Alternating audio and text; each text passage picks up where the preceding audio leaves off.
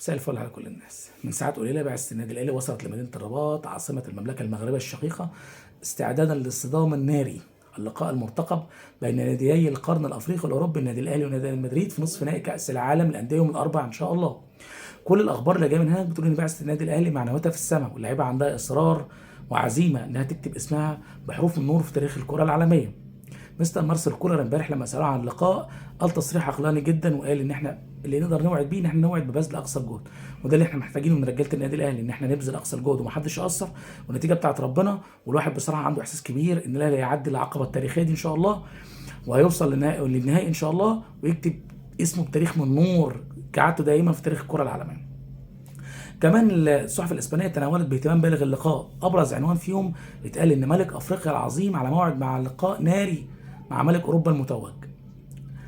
اخواتنا المغاربه ما قصروش مع النادي الاهلي من اول يوم كانوا فيه، وده دايما عشمنا في الاخوه المغاربه. المسؤولين قالوا ان احنا بنعتبر النادي الاهلي هو الممثل الوحيد للكره المغربيه في البطوله، قد ايه شرف وقد ايه مسؤوليه كبيره، ودايما الاهلي قدها، دايما الاهلي على راي كابتن شوبير يصلح ما افسدوه الاخرون. كمان الجماهير المغربيه مش بعيده عن مسانده النادي الاهلي من اول يوم، وقالت ان احنا هنفضل مستمرين في المسانده، وان شاء الله هنملى المدرجات ونعمل الاهلي دخله تاريخيه زي اللي بتعمل في لقاءات الوداد والرجاء. على الناحيه الثانيه النادي الاهلي كان ذهاب للرباط، استاذ جمال علام كان عوده للقاهره في استدعاء عاجل من السيد وزير الشباب والرياضه عشان يحلوا مشكله قيد ثلاثي لاعبي نادي الزمالك اللي القيد اتقفل في شهر يناير وما تأيدوش.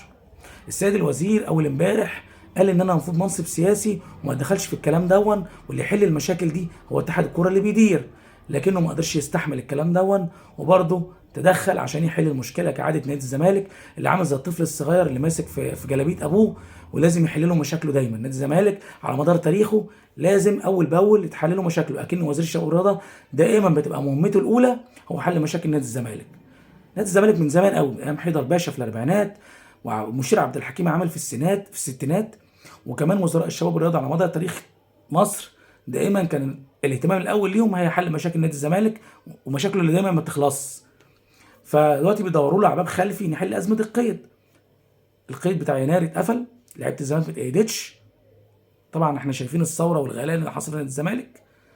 اتحاد الكره لاول مره ياخد قرار جريء، هو اتحاد ضعيف من يومه لكن اول مره ياخد قرار جريء انه ما يقيدش اللعيبه لان خلاص باب القيد اتقفل. لكن وزير الشباب والرياضه اللي لسه اول امبارح بيقول انا ماليش دعوه ما قدرش يعمل كده، والنهارده بيحاول يشوفوا باب خلفي يمرروا بالموضوع ويحلوا ازمه القيد لنادي الزمالك. سياده الوزير حضرتك المفروض منصب سياسي فعلا ما تتدخلش في الكلام ده، زائد ان حضرتك المفروض تكون على مسافه متساويه بين كل الانديه. يا جماعه في ايطاليا اليوفنتوس حصلت مشاكل ليه من سنوات، نزلوه درجه تانية، لسه في مشكله قريب خصموا له عدد كبير من النقاط، محدش بقى اصل ده القطب الاول في ايطاليا وده القطب الثاني وما ينفعش والشعبيه وما فيش الكلام دون. حتى الاتحاد السعودي على مستوى كل الانديه الجماهيريه انديه القمه، الاتحاد اتوقف له قيد قبل كده، النصر اتوقف قيد قبل كده فترتين، الهلال قريب اتوقف له قيد. محدش فيهم بيراعي ان ده الهلال الزعيم وده الاتحاد العميد. ده نادي اهلي جده، نادي الاهلي جده نزل درجه تانية. محدش فكر بقى يشوف له حل ويخليه يقعد في الدوري زي ما عندنا حصل قبل كده. يا جماعه المفروض اللوائح والقوانين بتطبق. نادي الزمالك من التسعينات قبل كده انسحب مباراتين قدام النادي الاهلي، المفروض ان اللوائح كانت بتقول ان نادي الزمالك ينزل درجه تانية، لكن ساعتها وزير الشباب والرياضه او رئيس المجلس الاعلى للشباب والرياضه الدكتور عبد المنعم عماره لقى ان الحل الاسهل انه يحل مجلس اتحاد الكوره. يعني ازاي؟ المفروض القوانين واللوائح تطبق، ده لو عايزين ان الكره المصريه توصل للمستويات اللي وصلت فيها الكره العربيه. احنا دلوقتي بقينا اخر مستوى في الكره العربيه، ما القانون لازم يتطبق على الكل.